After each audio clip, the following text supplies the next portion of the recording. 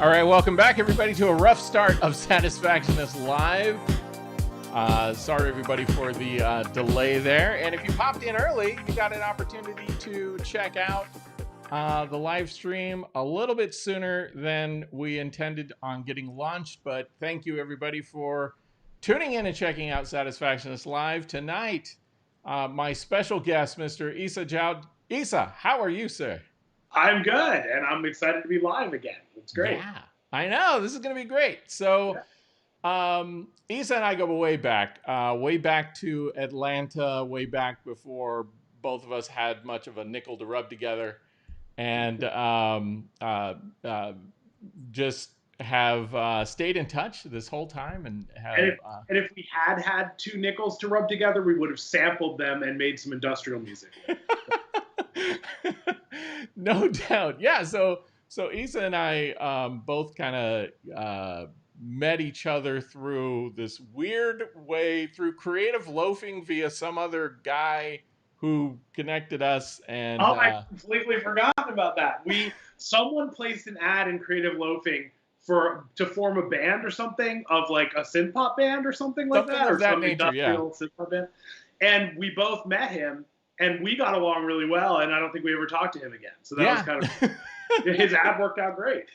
His ad worked out great. We met and have kept in touch. And tonight, one of the things we're going to be talking about tonight, which is a topic that I think is really interesting, and one of the reasons why I wanted to bring Issa on for this topic in particular, is Issa is one of the smartest guys I know. Without a higher education degree. And so there's a qualifier there. I was all flattered here. Well, smartest guy I know, named Issa, without a college degree. No. Like, of all the people I know, probably the most industrious, most creative, fly by the seat of your pants, figure stuff out as you go, and have just kind of landed in this spot where you've done a lot of really cool stuff along the way. So let's give a little bit of backstory on Issa and the journey before we get into the topic itself, because that in itself is quite an interesting thing to talk about. So let's maybe go back to Atlanta circa 1990 something, and what brought you down here, and where did it go from there? Well, Ben, if you don't mind, I'm going to back up even further. Okay, go right ahead. I feel like everything about my life really took shape around 1982, because I was 10 years old, and my hobbies were music and computers. And in those days, computers was like, an Apple II or a Commodore, and you had to program BASIC basically to do anything fun. BASIC was the computer language that came with your home computer or whatever back in the day for you millennials. So I learned to program, and I listened to a lot of music, and I started playing guitar.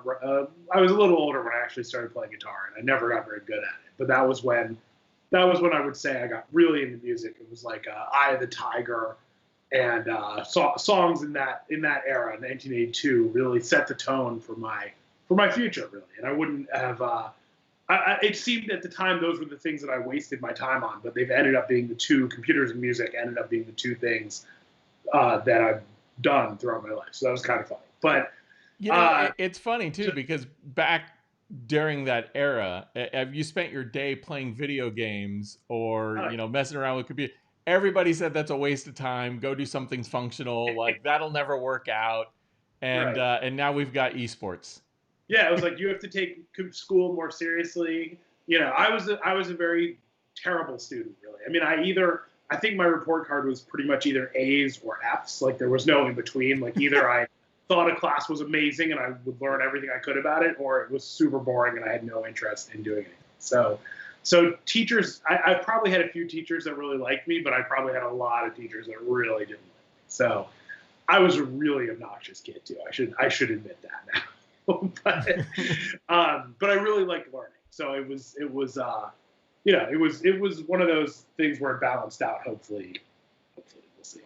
But yeah, so those were my hobbies kind of throughout my teen years. And then okay, the other thing that's important is my father was from West Africa, from Senegal, and he worked for the International Monetary Fund, and they pay for foreign nationals' kids to go to private school. So I lived in Washington, D.C., and I went to a super ritzy private school that I could not afford, right? That my family couldn't have afforded in a million years. So I got this really good education between second grade when I started there and eighth grade. And it was like, I mean, I think, I don't know the actual number, but if you told me that if I were to find out that it was 100% of the kids that I went to eighth grade with went to Ivy League schools, I would probably be within a percentage point or two. Really like an elite Washington, D.C. private school with like senators' kids and congressmen's kids and stuff. Which was, obviously a very good education in some ways, in a lot of ways. And then my father left the country, my parents got divorced, and I had to go to public school. So I went to ninth grade at what was supposed to be one of the best public schools in the country, right outside of D.C. That's what they all say. That's why. That's what they all say. Whatever affluent suburb you live in, everybody will always say, "Oh, it's one of the best public schools in the country." Yeah, exactly. So I'm sure it was or wasn't. I don't know, but it was not a serious scholastic environment by my standards, right? So, just to tell a quick anecdote without boring everyone to death, they let me test out of some classes, so I didn't have to take like entry-level classes or whatever they call it in high school, like first whatever. Like I got to take a higher math class and stuff because I'd already done a lot of math. And the one class they wouldn't let me test out of was English, because you have to take 4 years of English, and they only have like 9th, 10th, 11th, 12th grade English. So I took an English class, and we got a book with some abridged books inside the textbook. So we read the goal for the year was to read an abridged version of the Odyssey and an abridged version of Great Expectations, I believe it was. And so I had already read both books in school, probably a few years before. And I raised my hand and I was like, "Why are we reading the abridged versions?" And the kid in front of me turns around and goes, "Shut up, he might make us read the real book." That kid would have been me. And so that was his name was Ryan. Ryan, if you're listening, reach out. But he was a football player, I believe. So that was sort of my like moment where everything crystallized, and I was like, I'm just not really going to learn anything here. And that was fine. I wasn't really interested. I mean, I liked math class, I liked science class, and that was about it at that point. So I learned that you could get your GED when you turn 16, and then you can go to community college or whatever. So I hatched this plan to drop out of high school immediately. When I was 16, I would get my GED, and then instead of going to public high school junior and senior year, I'd get a 2-year degree and then transfer to a 4-year school with my former classmates, right? So that was my plan. My parents were on board. They, it wasn't like, now I have to also add that I was like, I was a good kid. I didn't drink. I didn't do drugs. I was just into music and stuff. And so it wasn't like my parents were like, "Oh no, our son's making a huge mistake. He's dropping out of school. This is a disaster." They were just like, "Okay, yeah, that plan kind of makes sense. You'll go to college early. It'll be great, right?" So it was a very, so actually I dropped out at the beginning of 10th grade when I found this out. And my birthdays, the rule in Maryland was you had to be out of school for 6 months and 16 at the GED. So I quit at the beginning in September, and then I turned 16 in March. And I had to pretend that I was going to like homeschooling for 6 months, so because you're not allowed to not be in school before you're 16. Right, so right. So I was homeschooling. I wasn't doing anything. And then I took my GED when I turned 16, and it was, the easiest test I've ever taken in my life. Like it was ridiculous. It's funny. I don't know if I've ever told you this, but I actually I also tested out of high school. I did not know that. So yeah, I always tell a story because I heard this from a friend of mine's dad one time. He said I passed all my classes on the way to my car. And so like that was very much me. Like they counted the days I showed up, not the days I was absent. And like I was a horrible high school student, but they had in California, you had to be 18 to do the GED, but 16 to do the high school proficiency exam. And like you, I just went, I heard about it, I took the test, and I was done. Like, and it was the best day of my life. I mean, Chris Rock really summed it up. Like, you could do 4 years of high school or take like a 3-hour test. It's kind of crazy. So you're out of high school. And you kicked it around DC for a little bit before you came down here because So I'm a little fuzzy on the timeline, but basically I was out of school when I was 15 and a half, but I was still sort of pretending to go to school for a little while. And then I took it easy for a year. I was gonna, well, I'm trying to remember how this all worked out. I guess I got the GD in March, and then in September I was supposed to start community college. And I registered, and I went to the community college, and I looked around, and I was like, this is going to be all the same kids that I didn't like in high school who aren't here to learn, and I'm not going to waste my time. And so at that point, I'd gotten into music. Now, at this point, at that age, I wanted to be a physicist. That was like my goal, was to study physics. So, but I also wanted to be you were well on your way. I was well on my way. Oh yeah, I'd seen Real Genius like 15 times. That's pretty much enough. Ready. Between that and like war games, you're set. Exactly. I was ready to go. So I got into music, and I started buying recording. Oh, so I got a job, right? So this was exciting. I got a job at a bookstore, and it was, I liked reading. I knew a lot about books. I liked reading books. I could talk to people about books all day. I was a fantastic bookstore employee. So I did that, and then suddenly they offered me the assistant manager job, and I was like, okay, sure. Are you allowed to hire a 16-year-old as your assistant manager? Why not?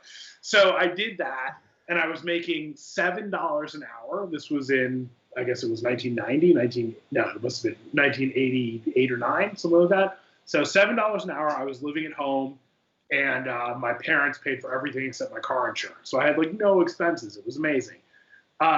So I took all that money and spent it on music equipment. So I bought a reel-to-reel tape machine, a mixing board, some outboard effects gear, a couple keyboards, blew all my money on recording gear.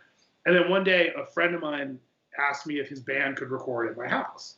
And I was like, okay, sure. And he was like, yeah, we'll pay you. I was like, this is amazing. So I started recording bands in my mother's basement. I had a little studio set up. And a bunch of higigh school friends would come record, and then a friend of mine, an Atlanta person, my friend Josh Joplin, he of the world famous Josh Joplin group, he called me and was like, hey, these guys down here, we're going to open a recording studio, but they ran out of money, and the place is available, and there's a 2-bedroom apartment in the back, and the rent is $400 a month. And so this was Atlanta before the Olympics, right? So by the way, that part of town now, like just north of Little Five Points, it's got to be like $4,000 a month now. I mean, it's insane. The neighborhood's all cleaned up, and this was before that. It's crazy up there now. This was next door. It was next door to a record store, Full Moon Records, and Sylvia's Atomic Cafe. So for you older Atlanta people, that's where it was. Like McClendon, right about. There's a Fellini's there now. Oh, nice. Yeah. Excellent. So yeah, this was back in the day when it was $400. So my girlfriend and I moved down to Atlanta, and lived in the back of this recording studio, finished building it out, and did some recording. And that's where you and I met. So. Yeah, that was how I got into recording. That was my first job. The bookstore job was the only real job I'd had before that, and then I just. And then you did do a couple months stint at a bookstore here in Atlanta as well.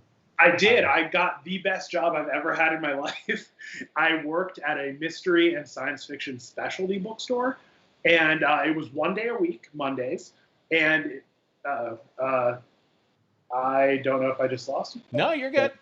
Oh, okay. Okay, whatever. I'm back. We're good. So I worked Mondays, like all day, like a 12-hour day, at a mystery and science fiction specialty bookstore. And I don't know if you're familiar with those types of stores, but you get about 3 customers per day.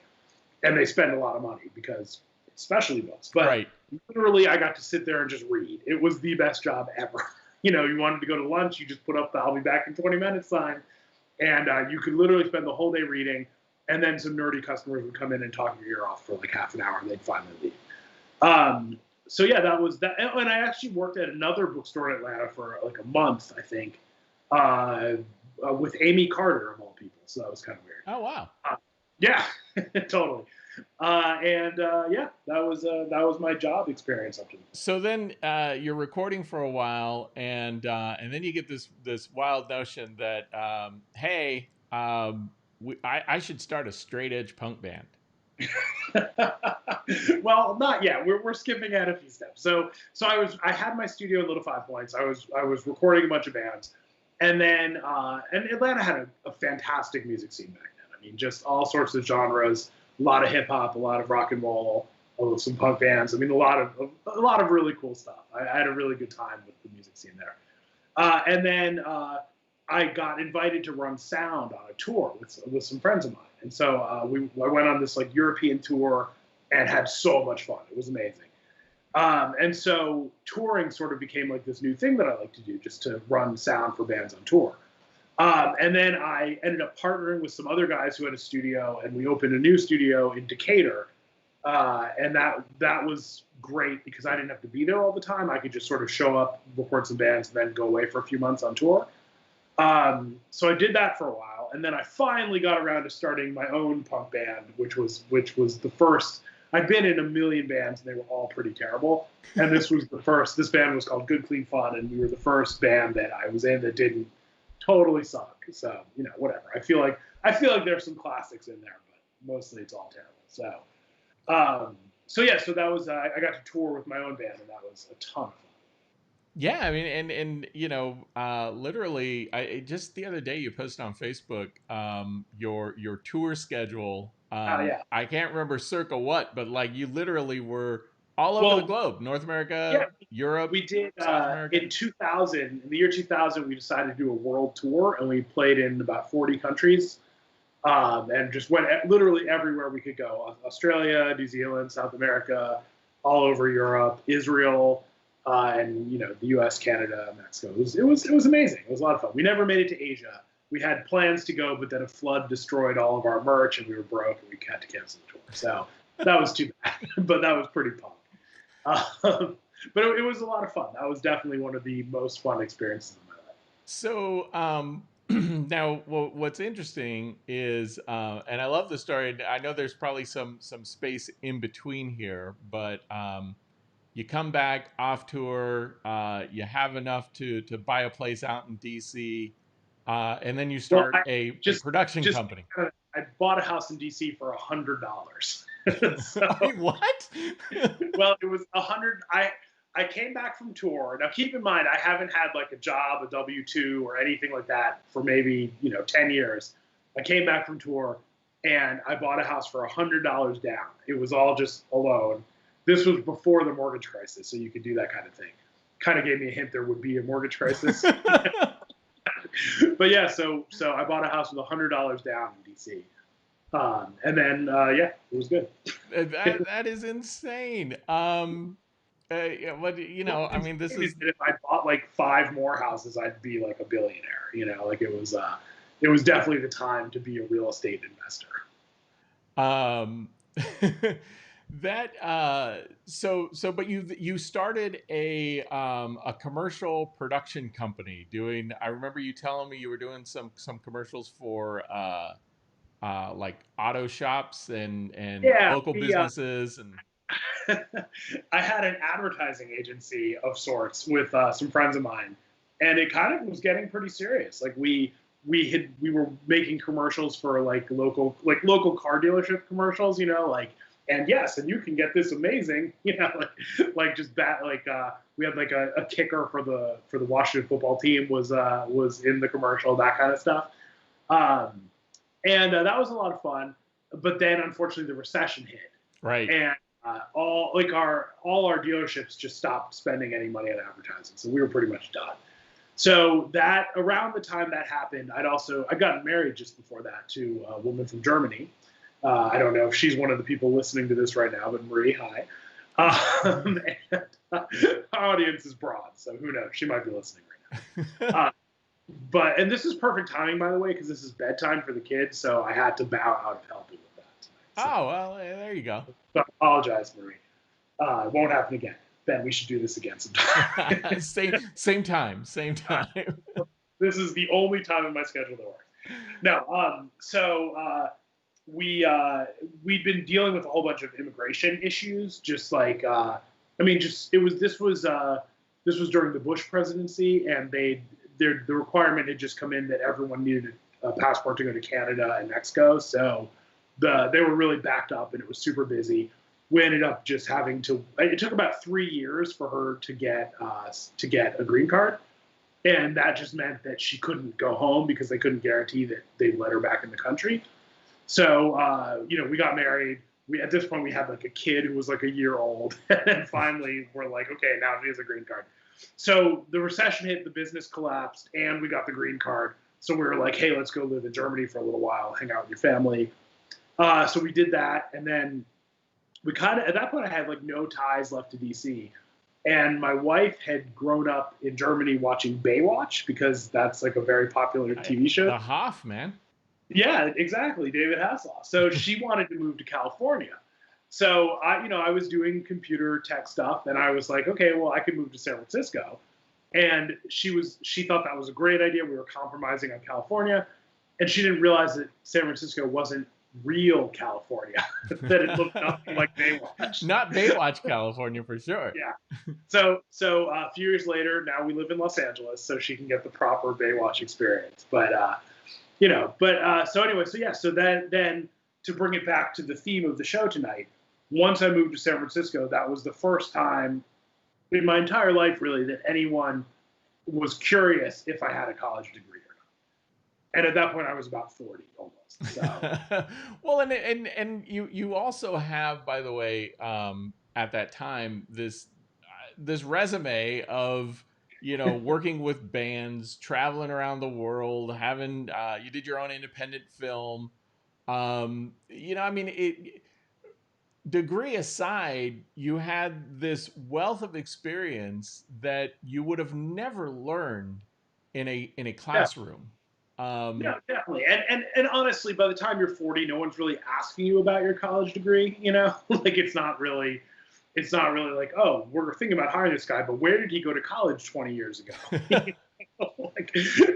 Especially in the internet, and where did he go to college before the internet existed? Like we're trying to hire someone for an IT job. IT didn't exist when I would have gone to college. So, no one really cares. So I'm lucky in that regard. Yeah, I mean, and one of the and now, I mean, you've pieced together not only this very rich work history of things that you've done. You've also got Outvoice, which is a company that you've co-founded, which is actually give us a little bit about Outvoice and what that company does.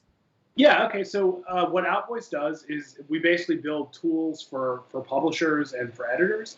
So if you have an online or more non-online publication, magazine, whatever, we help you manage and pay freelance writers and photographers. So that's been fun. It's been really interesting to do, and it solves a problem that's kind of like near and dear because my partner has been. His name's Matt, and he runs The Hard Times, which is a satirical news organization. And we built this originally as an internal tool for his company, and then we've launched it as a company unto itself. But like the idea of like helping the little guy get paid really is a nice idea to me. So I'm kind of excited about that.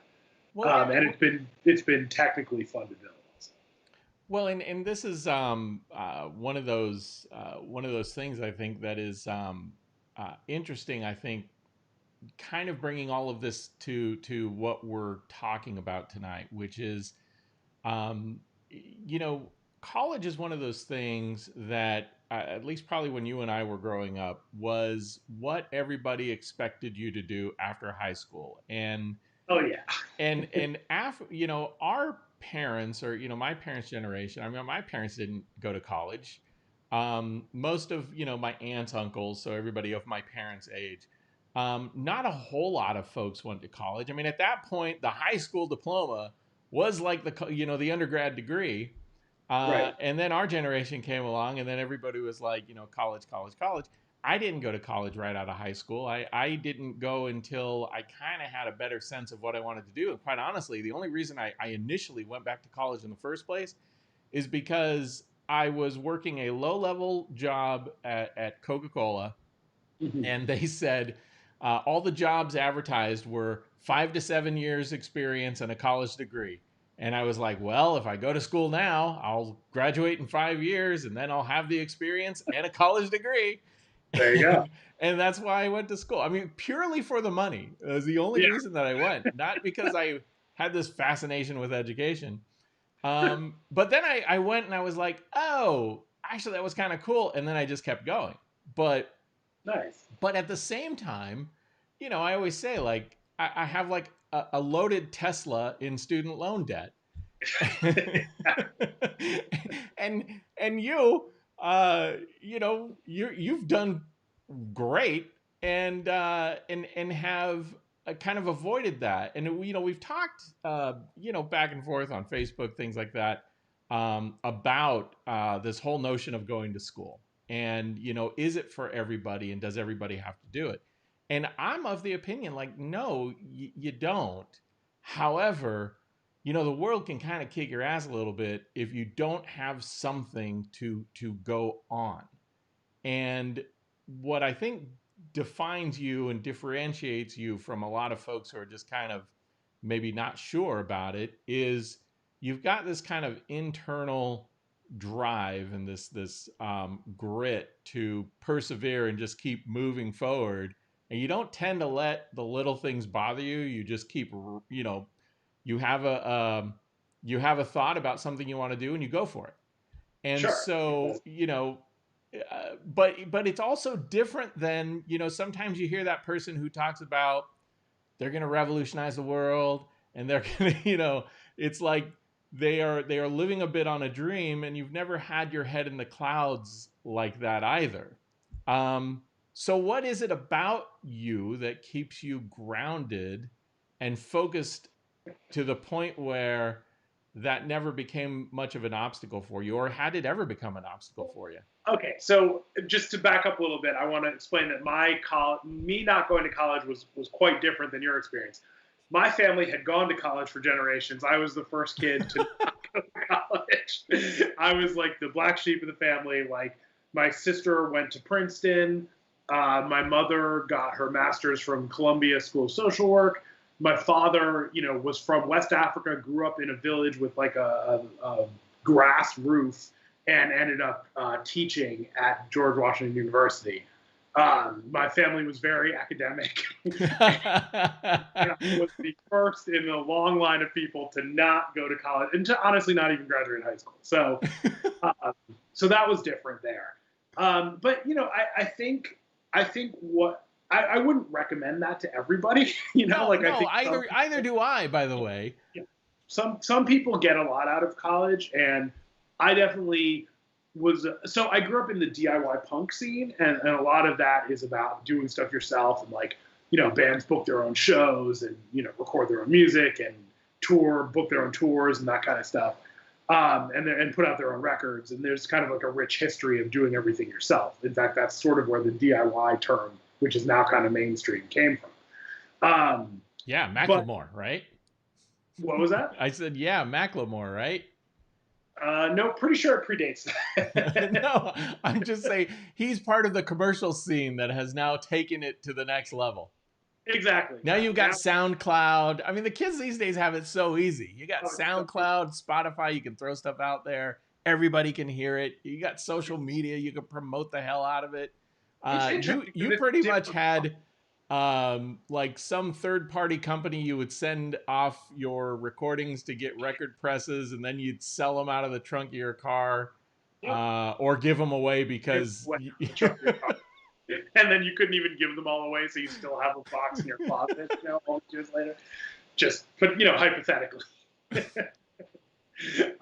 I remember my Halcyon Days 7-inch. Oh yeah, that was very limited edition. I think we only sold about 10 copies, so very limited edition. That could be worth something on eBay. I don't know. Probably not. But so yeah, I've always, a friend of mine once described it as saying, he said, whenever you have an idea, speaking to me, whenever you have an idea, I think to myself, that's a terrible idea. Please don't do that. It's going to be a horrible disaster. And then it works out being great. And I thought that was really funny. Like I feel like I don't know. I have a maybe unusual combination of just not taking things too seriously, combined with a general level of confidence. So like I'm a total goof off, but I also am good at getting stuff done. Maybe, I don't know, but I definitely have done some ridiculous things in my life that I probably should have done differently. And but I'm glad I did the way I did. So that was vague, but but yeah, no, it takes having a I've always had a very strong vision of what I want to do, and not necessarily what I want to be doing in 5 years. I think if at any point I guessed what I would have been doing in 5 years, I would have been wrong. But until recently, because I've had kids now, and now life is much more predictable. But yeah, it was a lot of things like making a movie or recording an album, learning how to record an album, or recording an album. It's all just, I really enjoy project style work like that, where you set a goal and you reach that goal and then you move on to the next thing. Well, one of the one of the things I will say is that even though you got out of high school early, you've remained to be a student of something. Oh yeah, And yeah, absolutely. that is probably one of the things that I would, regardless of what you decide to pursue, is that you've got to remain a student of something. You've got to constantly be studying, learning. Even if you're in school now and you have this idea that you're going to graduate and then you'll never have to go to school again, that's farther from the truth. Like the successful people who do well for themselves never stop learning something. And I think that's one Yeah, of the things that, stemming from your love of books and reading, you're always trying to figure something out. And just recently you posted something to your software development kin, talking about different compilers that you're using, right? But editors, yeah, different code editors, yeah. yeah, but the idea is to always be learning something. Yeah, honestly, it's especially, this will be boring to people maybe not in the software industry, but it's so interesting how many different ways there are to do things these days. I mean, there's like a framework for everything. There's all sorts of libraries that do all sorts of things, and nobody can know all of them. Like there's too much knowledge for you to know all of it.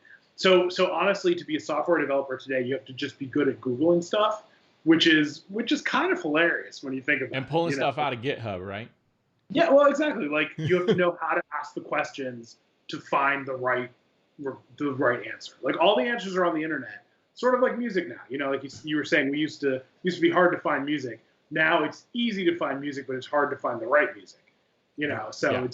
It's the same problem with learning these days. Like there's so much stuff to learn. I mean, just like Khan Academy, if nothing else, is the most amazing thing ever.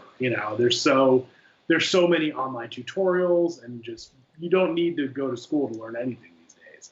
You can learn anything on the internet. It's amazing.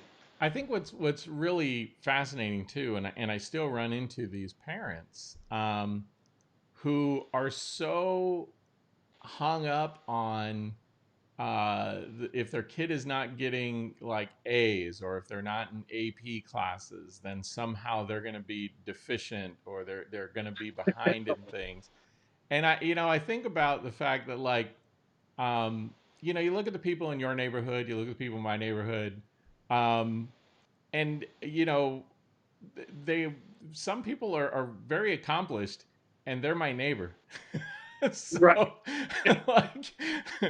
like it's like when I see that 12-year-old, when I hear the story about the 12-year-old on YouTube who was pulling 6 figures reviewing toys, and I'm like, what the hell did I do wrong? Like, oh, yeah. No, it is interesting, because one of the things I've learned having various businesses over the years is that there's a in most industries there's some like rudimentary bar of skill that you have to have, and then after that it's just all luck. Like there are like bands. Music's a good example. There are a million unknown bands that are pretty good, and if any one of them happens to get the right luck, then they're going to become big. There's some bands that aren't good enough and just will never make it. And If you're some one of those bands bands, that you're just like, how the hell did they make it? yeah, well, that too. But it's like there's a million basically competent bands who, if they got a record label to like them for whatever reason, would be the next big thing. And it's like that with most businesses. You get a good customer, and you're going to do a million times better than if you didn't get that customer that you got by luck, right? So it's interesting. It's definitely you and I have very different philosophies of how the country should work or whatever, but I think it's really underestimated how much No, luck I think plays we into. have different philosophies on. I think we identify a lot with what problems are. Absolutely, And I think we both tend to agree on that. We just separate a little bit on who might be the best at solving those problems. yeah, Um, sure, and sure. where I'm like, we should just put Elon Musk, in the seat for a while, and then like, just like, can we just rotate geniuses into, into that seat, and stop with the shenanigans of trying to elect the, what do they call politics is Hollywood for ugly people. Um, Oh man, yeah. I mean, I feel like there are different kinds of competences, and I would like people with particular competence doing certain jobs. Like public health, for example. yes. No, I can't disagree with you. Yeah. um, Let's just. I know this is going to be. If anyone watches this years from now, I assume this will be super dated, but let's not book a press conference at the Four Seasons Total Center. Let's not put those people in charge of anything. Okay, the that's my Four point. Seasons, the hotel. No, you'll see a porn shop. Across from that will be a crematory, and we'll be right next to that. It's That's just amazing. That's amazing. I love that. The you. whole country can come together on how funny that is. Yeah, You really, I mean, truly, and that's it's beautiful. where it That is all true. boils down. You have to laugh at the absurd things that happen. Totally. Um, But so I have to tell a few really specific college degree stories. So there's only one job that I've ever not gotten because I didn't have a college degree, and that was for the Department of Justice. I got offered a job. One of the weird things about software is random recruiters call you all the time and are like, "Hey, I think this job's perfect for you," even if you're not looking. And when I actually was looking for a job once, one of the things that was available was a software development position at the Department of Justice, but a college. This is really weird. This was kind of a funny government story, but the requirements were that you had to have an undergraduate degree and a master's degree in computer science or similar, and they were allowed to waive one requirement, but not two. So since I didn't have they could have waived the master's degree or they could have waived the undergraduate degree if I just had a master's degree, but they couldn't waive both, which was like maybe the dumbest thing I've ever heard, but that was their policy. So, well, uh, yeah. I mean, it's government, which is not known Yeah, for its exactly. incredible efficiency or intelligence. Um, but but I mean, the fact that we qualify so many jobs with that needs a college degree, I do begin to question that myself, because there are some brilliant people who work behind a keyboard who can outcode people who are coming out of college with a computer science degree. Yeah.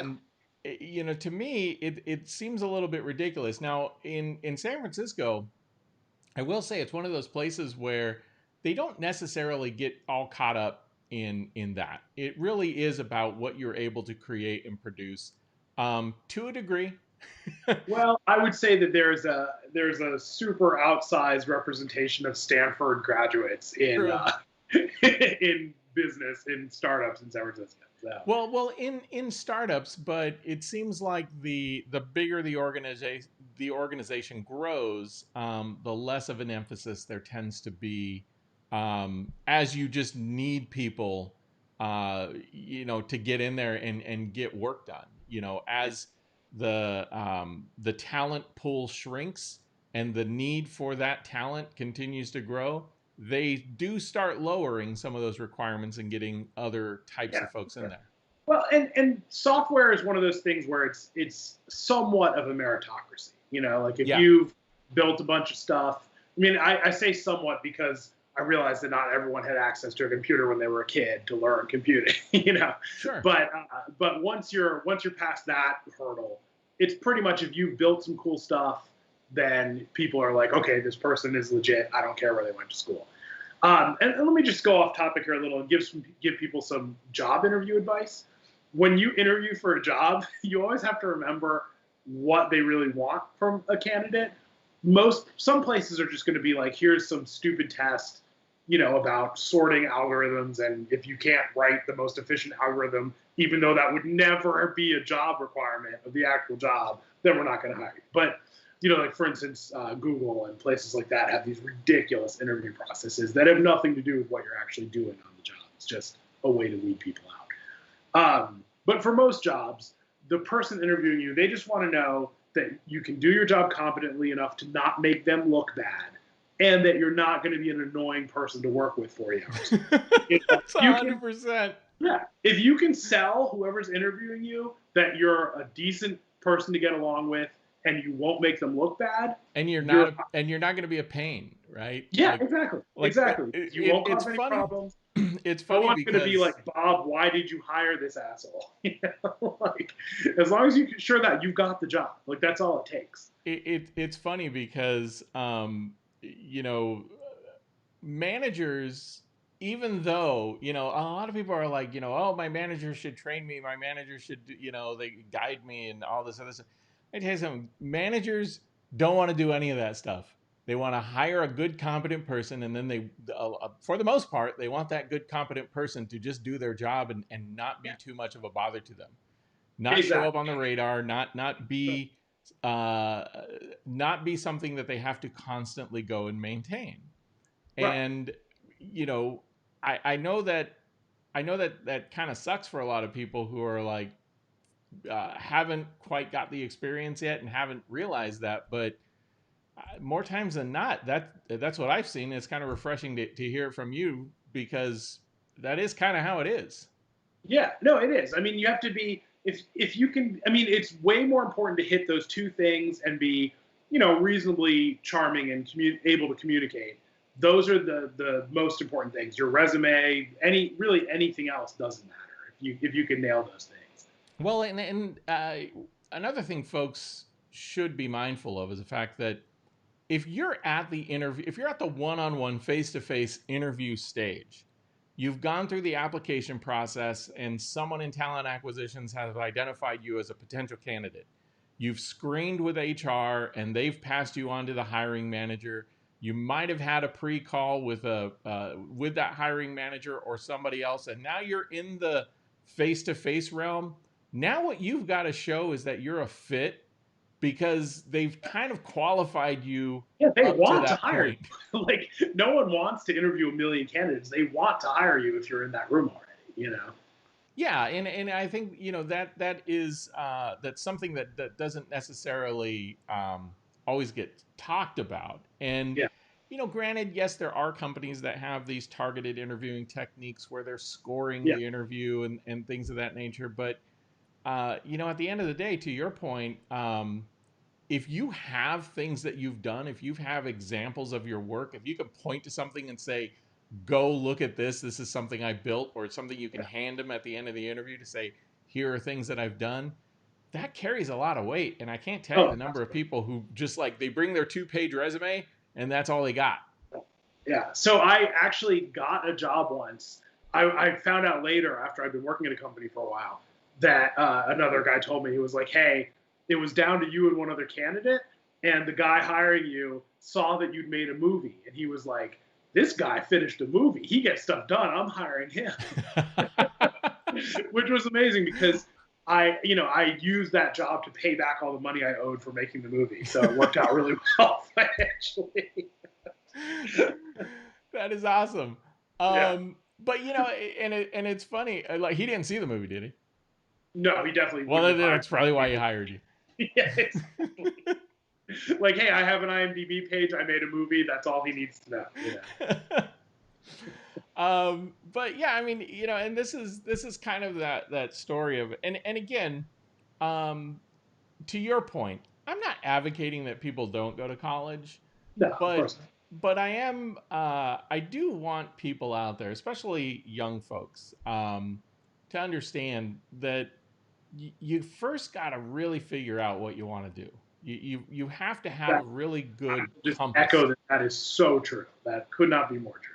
Yeah, I mean, and if you're going to college because you're getting pressured by your family, or you feel like it's the thing to do, but deep inside that this just isn't the thing for me, in my opinion, like, take a moment, like don't go right out of high school. Go, as a matter of fact, I'm a big proponent too of go work in the service industry, go serve people, know what it's like to really work to earn a buck, and it will give you perspective on maybe what you want to do, and you start asking your question: do I want to work for these kind of people? Do I want to do this? And you know what? Sometimes people do that work and they're like, this is amazing.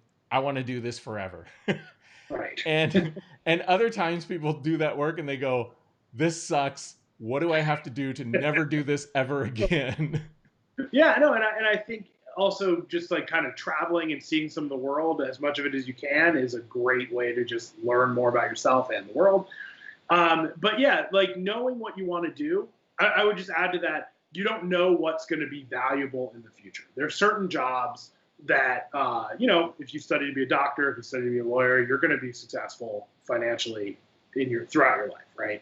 But like we were talking about, if you who knew that messing around with a computer all the time was what was going to make people have a high paying job 30 years later? Yeah, who So knew you don't social media necessarily know. marketing was going to be a job, right? Yeah, right, exactly. But you Or don't know what you're doing. You don't. It's hard for a young kid to know what will be what hobby they pursue, whether it will be financially rewarding or not later. but at the same time, when I see that kid on the internet hustling and selling shoes, or selling their artwork on whatever t-shirt shop or whatever they're using, Right. when they're starting a YouTube page and just going out there and creating content and followers, or um, even companies like Salesforce. Like, if you like numbers, you like computers, you like building stuff in databases, you can go to Trailhead, learn Salesforce for free, and walk Yeah. into a $65,000 a year job, entry level, having taught yourself Salesforce administration online. Like, I think they pay more than that, but well, but yeah. I was, if you're in Alabama, Yeah, then okay. Yeah, or sure. Mississippi, I Right. mean, Yeah. then Well, first move. That would be my advice. You just want to get out there, but whatever. but the point is, though, it too, like, even that kind of work, it's work you can do from wherever. Yeah, that's You true. don't have to move to someplace you don't want to. Yeah, If no, especially these. if you want to own a big Texas ranch and hang out, I don't know, maybe even Nebraska, you can do that and still provide these services for people, having learned a lot of this stuff online. And that's what's so crazy about the world we live in right now. Yeah. There's Also, so many more options. there's a huge disconnect between school curriculum and what actually will be job things, like job skills when you enter the real job market, especially in computer science. I mean, the stuff that you learn in school is pretty sorry. It doesn't really, Applicable. applicable. Yes, that's the word I'm looking for. It doesn't really apply at all to what you would do in most software development jobs. So Well, it's kind and two, I also throw this caveat out there. So if your path is not going to college right away, maybe even not going to college, maybe it's just kind of getting out there and working and doing stuff, or even working a trade. I mean, some people just love working with their hands, whether it's working with wood, working with machinery. um, go for it. So there's a couple guys that I watch on YouTube. They're called the Goon Squad, right? And these couple of, I'm kids, not familiar. couple kids from Tennessee, actually from North Georgia. They're on the border of Georgia and Tennessee, and they love cars. And all they do, they started this channel, and all they do is they rebuild cars. They strip them down, but not that they ever had a whole lot of formal training. They just get in and do it. And so they Yeah. built enough followers that they ended up buying a Lamborghini, and they bought this wrecked out Lamborghini, and they totally restored. Had no idea, never worked on a car Uh-huh. of that level.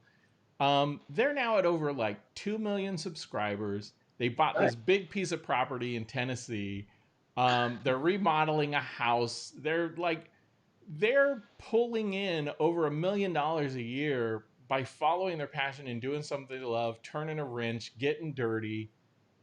This is like the number of opportunities that exist for people out there these days. And I know there's a lot of pressure sometimes for people to go to college, but if you have a skill and you have a drive and a passion to do something, there is no reason why you can't turn that into something you can make money at. And Yeah, I think that's 100% true, and it's hard to even know what that's going to be. It's definitely true. well, yeah, and it's hard to know what it's going to be, because the jobs that people are in college learning about today may not be the same jobs that are out there in the Yeah, future. Uh, exactly. and this whole idea that college is your only pathway to prosperity, um, it's it's just not true. I mean, there's so many things you can do. Now, I continued on to college. I got my PhD, but I did it because I wanted to do it, not because I felt this outside pressure to do it. There were Sure. things I wanted to go study and learn and focus and concentrate on. Well, now And by the time you got, you were old enough when you got your PhD that I hope there wasn't a lot of pressure to get no, it. no, are you kidding? My parents were just happy I graduated high school. I was not. I was not by any means the most likely to do anything except sit on the couch. Right. Um, but yeah, I mean, from that though, in the computer industry, like any business, like any industry, it really just depends on what you want to ultimately do. If you want to study computer science because you want to develop the emerging technologies and you want to study with very specific people or in a very specific field that is going to just like you have a passion to do something within that industry that is going to put you on the cutting edge of technology, then you probably do need to go to college. But Maybe. you're like, I don't know. Probably. I'd say actually in computers, probably not. But Well, in other industries, probably. well, the reason though I say that is college is going to give you access to a lot of resources and put you in labs. I mean, I'm talking here about like the top few percent, 5%, 10% Sure. of people who are in that field of study who are looking to push quantum computing to the next level, right? Yeah. Like, Sure. Sure. You can't do that in your garage. yeah, Yeah. I mean, there might be a few people, but very few. Well, it's interesting because computers went through this golden age where you could build a computer in your garage. I mean, you can still build a computer, I guess, but it's it's so the technology is so beyond the point of where one person can really do anything, if you know what I mean. Like you Yeah. can't, like cars are maybe an easier to understand example. You used to be able to tear down a car and rebuild it yourself and fix anything that was wrong with it, and now it's there's so many computer controlled things that you just can't do. Yeah, and in some So cases, you do have to send things back to the manufacturer to be yeah, programmed. yeah, right, exactly. So that it's sort of like that. Like, but if you're building a quantum computer, you're going to need a whole bunch of stuff that you're not going to be able to get outside of an institution or whatever. So, you know, but yes, Yeah, from that but regard. for But other kinds of stuff, you can definitely learn more on your own now than you ever could have. I mean, would you have had to gone to college to build Facebook? No. No, yeah, absolutely You know, not. but, but would But you? maybe to think of it though, maybe to think of the idea. But yeah, I mean, and I think that's kind of the point about things is that I'm sure there's a lot of folks out there who struggle with that, whether I should go or you feel guilty for going. I mean, I'm very much go if you really go for two things. One, you feel it's going to give you a competitive edge in the thing that you want to do in life. Um, or it's going to give you even experience and exposure to something that you just don't have the right level of knowledge and you don't know how to get guided on that. Although, arguably, to your point, I think there's a ton of stuff out there on the internet that will at least start to shape your head. What college I think is very good at is forcing you to think about things that you wouldn't otherwise think about. If you go Yeah, out there and you're in an echo chamber of Google and you're searching for things that you're interested in, you're going to find the sure. things you're interested in, but you're not going to get that opposing critical point of view that says maybe you're wrong and have you done enough research and have you looked at it this way. And college I is think good for one of that. one of the best things about college that I feel like I missed out on personally was you get to be in a group of people who have sort of similar interests, if that's the right word, or like a concentration of knowledge, if that's the better way to put it. Like the same way that like San Francisco has become like a tech hub, and San Francisco, Boston, New York City, maybe a few other cities have really like a concentration of tech people, and so by being there, you get that added something. Maybe you meet somebody. Your college roommate may go on and be the head of some other company, and then they get you a job. You know what I mean? Like the networking and connections of college is It's something. like if you're gonna pursue acting or comedy, you're gonna go to Yeah, a few places in the country where yeah, that hub exists. yeah. Like there's a reason that all those '80s stars all went to the same high school. You know what I mean? Like Santa Monica High School. Like every famous actor from that era. It just certain things happen in certain areas. But I think too that's it's probably no surprise. I was talking about Goon Squad earlier. It's probably no surprise because NASCAR is such a big thing here. Tinkering with cars is such a big Right. thing here.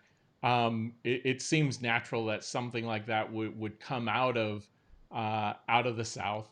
And this isn't to say that there aren't people all over the country Sure. that wrench on cars, but I will say that here in the South, people love college football, they love cars, they love religion, and they love sweet tea. And They, and you're just going to find that here. And if you're looking to launch a sweet tea brand, the South is the place to do it. yeah, I know that's true. I mean, of course, there's also more competition there, so it's a double-edged sword. That is true. That is true. Yeah. But yeah, I mean, I mean, there are options, there are things that people can do, there are different avenues that folks can take, and I'm not, believe me, I'm not, I'm a, I'm a professor, I teach, I'm not trying to get rid of my clients in any way, um, but I also it sometimes pains me to see that student who is there because they feel like they have to, and they're maybe not into it. They're just there, kind of going through the motions of things. And there are plenty of folks out there like yourself, took a different path, did things differently, and kind of with your own kind of regard for how you wanted to kind of write the story of your success, and and did it well. Here's a question though. Okay. Um, I am sure talking about people who are of like experience. Um, have you come across folks who like it didn't go well and you thought maybe they should have went back to school? I haven't, but you know, it's interesting. I don't have many friends who didn't go to college. It's just I'm just trying mentally going through my friends, closer friends right now, and I have one good friend who's also a musician who didn't go to. He dropped out of high school at the same time I did, and he's doing great. But everyone else pretty much went to school in one form or another. My wife went to school in Germany. She went to school for about 11 years and never graduated in anything. She would just find something interesting and study it for a while and then move on to the next thing. And I think that's the coolest thing. Yeah. I think on a this is off topic, but on a macro level, I think we as humans should all think about how we approach what life should be like. And I think the idea of like making it easier for people to just spend time learning, like college shouldn't be expensive. Like we as a human species have fought so hard to claw this knowledge out of the dark. And I'm getting kind of poetic here, but it's like it belongs to everybody, and everyone should have an opportunity to learn as much about the world as possible. Yeah, absolutely. And I think we're getting to that point where there are options out there to just keep learning stuff, and Yeah. that's really kind of the key, is to just continue to be inquisitive, continue to try and learn something new.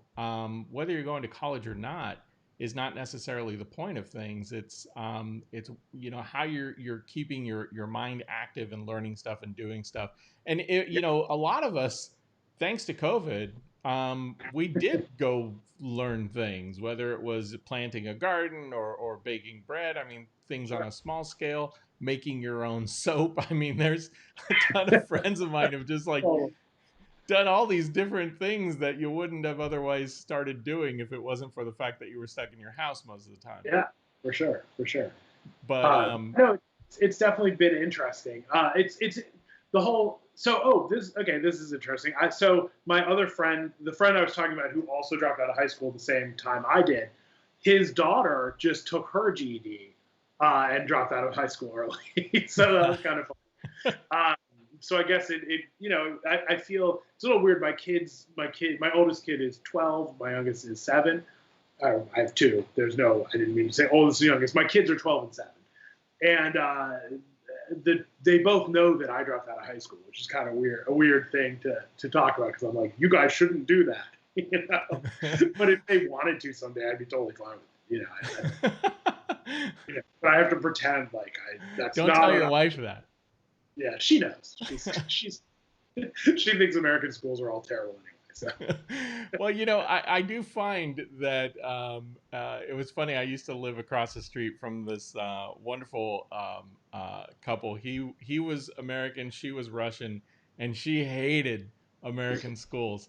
And I remember one time her kid was getting a B in a subject. I can't remember what the subject was, and and I said, "Oh, come on, it's just a B." She goes, "You don't understand. A B in Georgia is like an F everywhere else." That's awesome. And I'm like, It's probably "Okay, not wrong. I'm sorry." That's funny. Yeah, it's definitely been interesting. I would have loved to have gone to college for certain things, but I would have hated going to college for a lot of it. So I'm Well, yeah, I glad. mean, I think there's probably knowing you as I do, I think there's probably a structure there, and you're always gonna have. I wish it was like Dead Poet Society, right? But it's not. With Most of the less time, I suicide. sit in my classes and I'm like trying to pull stuff out of them, and it's like, come on, guys, participate, say things. Uh, Right. it's sometimes, man, it's tough. Yeah. But I love it when we get dialogue going, and we do start exploring different thoughts and ideas. Although uh, it's weird. it's more weird now than it was 10 years ago. 10 years ago, when I taught, I could talk about things that were not popular or somewhat controversial, and we'd have healthy dialogue around it. But not Now you anymore. have to be very careful because you don't want to offend somebody who's going to go complain, and then you end up, just having to deal with. And I haven't had anything like that. Knock on wood, happen, but Right. um, it's always in the back of my mind, like, and college shouldn't be that. College should be this place where you do talk about things that you don't agree with and are sometimes uncomfortable with, and you learn from that. I mean, it's not about, we're not there trying to like make people feel bad. We're there to try to explore ideas. Yeah, I mean, I think I don't know. I don't. It from what I hear, college is a very different experience now than it was. But again, I didn't get the experience before, so it's hard for me to say. Um, but it is just in terms of society and how much stuff's changed in terms of the democratization of knowledge. You don't need to go to an expensive school and to learn stuff anymore. The keys to knowledge are just literally at your fingertips, literally in your pocket, and that's amazing. Absolutely. Well, Isa, I have to say it has been fun. Usually, and it's funny because the goal is to do these for like a half hour, but then we just got to talking. I just No, keep that's talking. fine. I said it's a goal. Look, I run it. I get to say how long it goes. Totally. Honestly, we probably were a little more interesting in our first half hour anyway. So whatever. We're getting in the weeds here. Good stuff. But no, thanks for coming on. Thanks for checking out the show, and as always, you're always welcome back. Anytime. Couple I love doing this stuff, especially at bedtime, as we discussed. Yes, it is the golden hour, if you will. Exactly.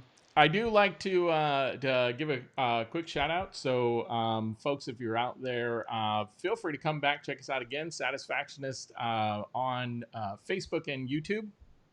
And I usually, I know you said this isn't your thing, but I usually do this thing where it's like, what are you drinking this evening? And I haven't drank a lot of it, but I am going to go ahead and give a plug for Casanova de Neri Eroso. This is a wonderful kind of, I'll call it an everyday wine, but it is wonderful. Another one of a Dallaterra favorite. Isa does not partake, so, Yeah. but he does I'm have drinking. a mean glass of water with It's him. really good water. Kind of um, an everyday water, I would say. it's an everyday tap. Yeah. It's Little early. municipal vintage 2020. Exactly. But anyways, folks, thanks for tuning in and checking us out. We will be back again on Thursday, and more stuff to come. So thanks again, everybody, and we will catch you again next time. Have a good one.